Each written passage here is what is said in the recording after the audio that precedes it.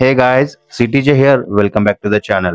ಅಸರಿ ತಕ್ಕಂತ ಇಲ್ದಿರೋದನ್ನೆಲ್ಲ ಇದ್ದಂಗೆ ಸುಳ್ಳು ಹೇಳ್ತಾರಲ್ಲ ಅದ್ ಹೆಂಗೆ ನನಗೆ ಐಡಿಯಾನೇ ಬರಲ್ವಲ್ಲ. ಅದೇನು ಅಂತಾರಲ್ಲ, ದೊಡ್ಡ ಕಾರ್ಯ ಆಗ್ಬೇಕಾದ್ರೆ ಕೆಲವೊಂದು ಬಲಿ ತಗೊಳತ್ತಂತ. ಹಂಗೆ ಆಯ್ತು ಗುರು ಕತೆ ಇದು. 3ನೇ ತಾರೀಕಿದ್ದ ಖುಷಿ 4ನೇ ತಾರೀಕು ಕ್ಷಣಾರ್ಧದಲ್ಲೇ ಮಾಯವಾಗೋಯ್ತು.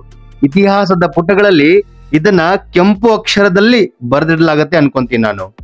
ಕೆಲವರಿಗೆ ತುಂಬಾನೇ ಎಕ್ಸೈಟ್ಮೆಂಟ್ ಮತ್ತೆ ಅರ್ಜೆಂಟ್ ಇತ್ತು, ಅವರಿಗೆ ತಡ್ಕೊಳ್ಳಕ್ಕೇನೆ ಆಗಿಲ್ಲ. ಆದಷ್ಟು ಬೇಗ ಇದನ್ನ ಸಂಭ್ರಮಿಸಿ ಬಿಡಬೇಕೆಂದು ಅವರ ತಲೆಯಲ್ಲಿತ್ತು. ಇನ್ನು ಕೆಲವರಂತೂ ಪ್ರಕ್ರಿಯೆಯಲ್ಲಿ ಅವರ ಕಾಂಟ್ರಿಬ್ಯೂಷನ್ 0% ಇದ್ರೂ ಎಲ್ಲಾ ಕ್ರೆಡಿಟ್ ನಮಗೆ ಬೇಕೆಂದು ಅತ್ಯಂತ ಕಮ್ಮಿ ಸಮಯದಲ್ಲಿ ಆತುರವಾಗಿ ದೊಡ್ಡ ಇವೆಂಟ್ ಆರ್ಗನೈಸೇಷನ್ ಮಾಡಲಾಯಿತು. ಇವರ ಆಸೆ, ದುರಾಸೆ, ಮೊಂಡತನ, ಬೇಜವಾಬ್ದಾರಿತನದಿಂದ ಹೆಣಗಳ ರಾಶಿನೇ ಉರುಳಿದವು. ಈ ವಿಡಿಯೋನ ನಾನು 3ನೇ ತಾರೀಕು ಮಾಡಬೇಕಾಗಿತ್ತು, ಆದರೆ ವಿಜಯೋತ್ಸವದ ಖುಷಿಯಲ್ಲಿ ಕಿರಿಚಿ ನನ್ನ ವಾಯ್ಸ್ ಹೊರಗಡೆನೆ ಬರ್ತಾ ಇರಲಿಲ್ಲ. ಎಸ್, ಕರೆಕ್ಟ್, ಅಷ್ಟೊಂದು ಎಕ್ಸೈಟ್ಮೆಂಟ್ ಇತ್ತು, ಅನ್ಕಂಟ್ರೋಲೇಬಲ್ ಎಕ್ಸೈಟ್ಮೆಂಟ್ ಇತ್ತು. Yes, I believe that.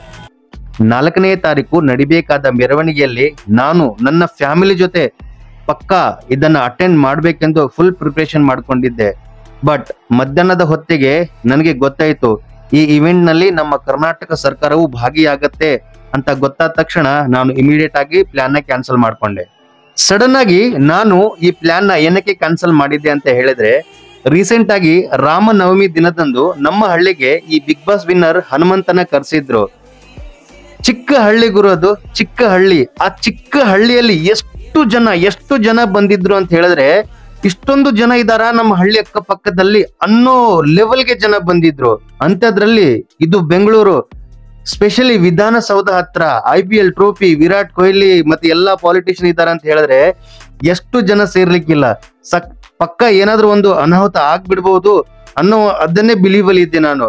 ಅದಾದ್ಮೇಲೆ ಸುಮ್ನೆ ಇದ್ದೆ. ಮಧ್ಯಾಹ್ನ ಅನ್ನೋಷ್ಟಕ್ಕೆ ನ್ಯೂಸ್ ಬರಕ್ ಸ್ಟಾರ್ಟ್ ಆಯ್ತು, ಕಾಲ್ ತೊಳಿತಾ ಆಗ್ತಾ ಇದೆ, ಜನ ಸಾಯ್ತಿದಾರ ಅಂತ ಹೇಳ್ಬಿಟ್ಟು. ಈ IPL ಪ್ರೋಗ್ರಾಮ್ ಅಲ್ಲಿ ಕರ್ನಾಟಕ ಸರ್ಕಾರ ಏನಕ್ಕೆ ಇನ್ವಾಲ್ವ್ಮೆಂಟ್ ತಗೊಳ್ತಿದ್ಯಪ್ಪ? ನಮ್ಮ ಸರ್ಕಾರದ ಕೆಲಸ ಏನು? ಅಲ್ಲಿ ಏನ್ ಇವೆಂಟ್ ನಡೀತಾ ಇದೆ, ಅಲ್ಲಿ ಏನ್ ಪ್ರೋಗ್ರಾಮ್ ನಡೀತಾ ಇದೆ, ಪ್ರೋಗ್ರಾಮ್ ನ ಸುಸೂತ್ರವಾಗಿ ನಡೆಸಿಕೊಡ್ಬೇಕು, ಸೆಕ್ಯೂರಿಟಿ ಕೊಡ್ಬೇಕು, ಏನೇ ಪ್ರಾಬ್ಲಮ್ ಆಗದೆ ಇರೋ ತರ ನೋಡ್ಕೊಳ್ಳೋ ಕೆಲಸ ಸರ್ಕಾರದಾಗಿತ್ತು. ಈ ಕಪ್ಪು ಗೆಲ್ಲಿಕ್ಕೆ ಸರ್ಕಾರದ ಕಾಂಟ್ರಿಬ್ಯೂಷನ್ ತುಂಬಾನೇ ಇದೆ. ಫುಲ್ ಅಂಡ್ ಫುಲ್ ಕ್ರೆಡಿಟ್ ನಮಗೇನೆ ಸಿಗ್ಬೇಕು ಅನ್ನೋ ರೇಂಜ್ಗೆ ಪ್ರೋಗ್ರಾಮ್ ನ ಆಯೋಜನೆ ಮಾಡಲಾಯಿತು. ಆ ಪ್ರೋಗ್ರಾಮ್ ಅಲ್ಲಿ ಅವನ ಹೆಂಡತಿ, ಅವನ ಮಕ್ಕಳು, ಅಕ್ಕಪಕ್ಕದ ಮನೆಯವ್ರನ್ನ ಪ್ರತಿಯೊಬ್ಬರನ್ನ ಕರೆಸಲಾಯ್ತು. ಆ ಸ್ಟೇಜ್ ಮೇಲೆ ಯಾರಿಗಿರ್ಬೇಕಾಗಿತ್ತು ಅದನ್ನ ಬಿಟ್ಟು ಬೇರೆಯವರೆಲ್ಲರೂ ಇದ್ದು, ಸ್ಟೇಜೇ ಇರಲಿಲ್ಲ. ಅದು ಜಾತ್ರೆ ಆಗಿತ್ತು. ಅದು ಇದೆಲ್ಲ ಏನಕ್ಕಾಯ್ತು, ಹೇಗಾಯ್ತು ಅನ್ನೋದರ ಬಗ್ಗೆ ಒಂದು ಡೀಟೇಲ್ ಆಗಿರೋ ರಿಪೋರ್ಟ್ ಕೆಲವೊಂದು ದಿನದಲ್ಲಿ ಬರುತ್ತೆ. ಮೇಲ್ನೋಟಕ್ಕೆ ಏನಾಗಿರಬಹುದೆಂದು ಕ್ಲಿಯರ್ ಆಗಿ ನೋಡಿದ್ರೆ ಈ ರೀಸನ್ಗಳು ನಮ್ಗೆ ಕಾಣಸಿಗುತ್ತವೆ. RCB management versus Karnataka government. RCB management ಮತ್ತೆ ಕರ್ನಾಟಕ ಸರ್ಕಾರಕ್ಕೆ, ಇವರಿಬ್ಬರಿಗೆ ಈ ಇವೆಂಟ್ ನ ಮಾಡ್ಲಿಕ್ಕೆ ತುಂಬಾನೇ ಅರ್ಜೆಂಟ್ ಇತ್ತು. RCB ಮ್ಯಾನೇಜ್ಮೆಂಟ್ ಗೆದ್ದ ಖುಷಿಯಲ್ಲಿ ಇದೇ ಹೈಪ್ ನ ಮೇಂಟೈನ್ ಮಾಡಿಕೊಂಡು ನಾಳೆ ಅಥವಾ ನಾಡಿದ್ದು ಆದಷ್ಟು ಬೇಗ ಪ್ರೋಗ್ರಾಮ್ ನ ಮಾಡಿ ಅವರ ಫಾರಿನ್ ಪ್ಲೇಯರ್ಸ್ ಏನ್ ಇರ್ತಾರೆ ಅವರಿಗೆ ಆದಷ್ಟು ಬೇಗ ರಿಟರ್ನ್ ಕಳಿಸ್ಬಿಡ್ಬೇಕು ಅನ್ನೋದು ಅವರ ತಲೆಯಲ್ಲಿತ್ತು. ಇನ್ನು ನಮ್ಮ ಕರ್ನಾಟಕ ಗೌರ್ಮೆಂಟ್, ಸ್ಪೆಷಲಿ ಮುಖ್ಯಮಂತ್ರಿ, ಉಪಮುಖ್ಯಮಂತ್ರಿ, ಕೆಲವೊಂದು ರೆಬಲ್ ಶಾಸಕರು, ಮ್ಯಾಟ್ರು ತುಂಬಾ ಜಾಸ್ತಿ ಹೈಪಲ್ಲಿದೆ, ನ್ಯಾಷನಲ್ ಇಂಟರ್ನ್ಯಾಷನಲ್ ಕವರೇಜ್ ಸಿಗತ್ತೆ, ಇದನ್ನ ಅಷ್ಟು ಈಜಿಯಾಗಿ ಬಿಡಕ್ ಆಗತ್ತಾ ಅಂತ ಹೇಳ್ಬಿಟ್ಟು ಪ್ರೋಗ್ರಾಮ್ ನ ಆಯೋಜನೆ ಮಾಡಿದ್ರು. ಇವರ ಹತ್ರ ಲಿಟ್ರಲಿ 24 ಗಂಟೆ ಕೂಡ ಟೈಮ್ ಇರಲಿಲ್ಲ. 8ರಿಂದ 9, 12 ಅವರ್ ಅಷ್ಟೇ ಟೈಮ್ ಇತ್ತು ಅನ್ಕೊಂತೀನಿ. ಅಷ್ಟು ಬೇಗ ಹೆಂಗೆ ಇವರ ತಲೆಯಲ್ಲಿ ಐಡಿಯಾ ಬಂತು, ನಾವು ಪ್ರೋಗ್ರಾಮ್ ನ ಒಂದು ಎಕ್ಸಿಕ್ಯೂಟ್ ಮಾಡಬಹುದು ಅನ್ನೋ ಐಡಿಯಾ ಹೆಂಗ್ ಬಂತು, ಯಾರು ಕೊಟ್ರು, ಅದು ಮಾತ್ರ ದೇವರಿಗೆ ಗೊತ್ತು. ಸಖತ್ತಾಗಿ ಕ್ರೆಡಿಟ್ ನೇನ್ ಬಾಚ್ಕೋಬೇಕಂತ ಪ್ಲಾನಿಂಗ್ ಇತ್ತಲ್ಲ, ಅದೆಲ್ಲ ಉಲ್ಟಾ ಆಗೋಯ್ತು. ಇವರ ಇಂಟೆನ್ಷನ್ ಏನ್ ಇತ್ತಲ್ಲ, ನ್ಯಾಷನಲ್ ಇಂಟರ್ನ್ಯಾಷನಲ್ ಕವರೇಜ್ ಸಿಗ್ಬೇಕು ಅಂತ, ಅದು ನಿಜವಾಗ್ಲೂ ಸಿಕ್ಕಿದೆ. ಬಟ್ ಪ್ರಾಬ್ಲಮ್ ಏನಂತ ಹೇಳಿದ್ರೆ ನೆಗೆಟಿವ್ ವೇ ಅಲ್ಲಿ. ಇವಾಗ ಇವ್ರ ಮುಖ ಕೂಡ ತೋರ್ಸಕ್ ಆಗ್ತಾ ಇಲ್ಲ. ಆಸ್ ಪರ್ ಸುವರ್ಣ ನ್ಯೂಸ್, ಇವರ ಆಟಗಳನ್ನು ನೋಡಕ್ ಆಗದೆ ಕೊಹ್ಲಿ ಎದ್ದು ಹೋಗಿದ್ರಂತೆ. ನನಗೆ ಪದೇ ಕಾಡ್ತಿರೋ ಕ್ವಶನ್ ಏನಂತ ಹೇಳಿದ್ರೆ, ಈ ಇವೆಂಟ್ ನಲ್ಲಿ ಕರ್ನಾಟಕ ಸರ್ಕಾರದ ಅಷ್ಟೊಂದು ಆಕ್ಟಿವ್ ಇನ್ವಾಲ್ವ್ಮೆಂಟ್ ಅವಶ್ಯಕತೆ ಇತ್ತಾ ಅಂತ. ಗುಜರಾತ್ ಇಂದ ಬೆಂಗಳೂರಿಗೆ ಸ್ಪೆಷಲ್ ಫ್ಲೈಟ್ ಅಂತೆ, ಟೈಮ್ ಕಮ್ಮಿ ಇದೆ ಅಂತ ಹೇಳ್ಬಿಟ್ಟು ಬೆಂಗಳೂರು ಇಂಟರ್ನ್ಯಾಷನಲ್ ಏರ್ಪೋರ್ಟ್ ಹೋಗಿಲ್ಲ ಇವರು, ಡೈರೆಕ್ಟ್ ಆಗಿ HL ಏರ್ಪೋರ್ಟ್ ಬಂದು ಇಳಿದಿದ್ದಾರೆ. ಅವರಿಗೆ ವೆಲ್ಕಮ್ ಮಾಡ್ಲಿಕ್ಕೆ ನಮ್ಮ DK ಶಿವಕುಮಾರ್ ಹೋಗೋದಂತೆ, ಅಲ್ಲಿಂದ ಅವ್ರು ಇವ್ರನ್ನ ಕರ್ಕೊಂಡ್ ಬರೋದಂತೆ, ಮಿಡ್ಲ್ ಅಲ್ಲಿ ರೋಡ್ ಅಲ್ಲಿ ಫುಲ್ ರೀಲ್ಸ್ ಗಳು ಮಾಡೋದಂತೆ. ವಾಹ್. ತಮ್ಮ ಪರ್ಸನಲ್ ಯೂಸ್ಗೆ ತಮ್ಮ ರಾಜಕೀಯ ಲಾಭಕ್ಕಾಗಿ ಚಿಕ್ಕ ಚಿಕ್ಕ ಅಮಾಯಕ ಹುಡುಗ ಹುಡುಗಿಯರ ಜೀವ ತಗೊಂಡ್ರಲ್ಲ, ನ್ಯಾಯನ ದೇವ್ರೆ ಇದು. 12 ಗಂಟೆಯಿಂದಲೇ ಅಭಿಮಾನಿಗಳು ಬರಕ್ ಸ್ಟಾರ್ಟ್ ಮಾಡಿದ್ದಾರೆ. ತುಂಬಾ ಜಾಸ್ತಿ ಕ್ರೌಡ್ ಆದಾಗ, ಅಲ್ಲಿ ಜಾಗನೇ ಇಲ್ಲ ಅಂದಾಗ ಎಷ್ಟಾಗತ್ತೆ ಅಷ್ಟು ಜನರನ್ನ ಚಿನ್ನಸ್ವಾಮಿ ಸ್ಟೇಡಿಯಂ ಒಳಗಡೆ ಬಿಟ್ಬಿಡೋ ತಾನೆ. ಅರ್ಧ ಜನ ಹೋದ್ರೆ ಅರ್ಧ ಜನ ಉಳಿತಾ ಇದ್ರು. ಈ ವಿಡಿಯೋದಲ್ಲಿ ನೀವು ನೋಡ್ಬೋದು, ಜನ ತಾಳಕ್ ಆಗದೆ ಅಲ್ಲಿ ಜಾಗ ಇಲ್ಲದೆ ಗೇಟ್ ಗಳನ್ನ ತಳ್ತಿದ್ದಾರೆ, ನಮ್ಮನ್ನ ದಯವಿಟ್ಟು ಒಳಗಡೆ ಬಿಟ್ಬಿಡಿ ಅಂತ.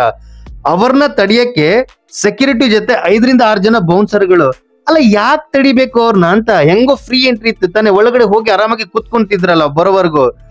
ಇವರಿಗೆ ಇನ್ಸ್ಟ್ರಕ್ಷನ್ ಆದ್ರೂ ಯಾರು ಕೊಟ್ಟಿದ್ರಂತ? ಹೆಂಗೋ ಫ್ರೀ ಎಂಟ್ರಿ ಇದೆ, ಇಷ್ಟು ಗಂಟೆವರೆಗೂ ಬಿಡ್ಲೇಬೇಡಿ ಅಂತ ಯಾರು ಇನ್ಸ್ಟ್ರಕ್ಷನ್ ಕೊಟ್ರು?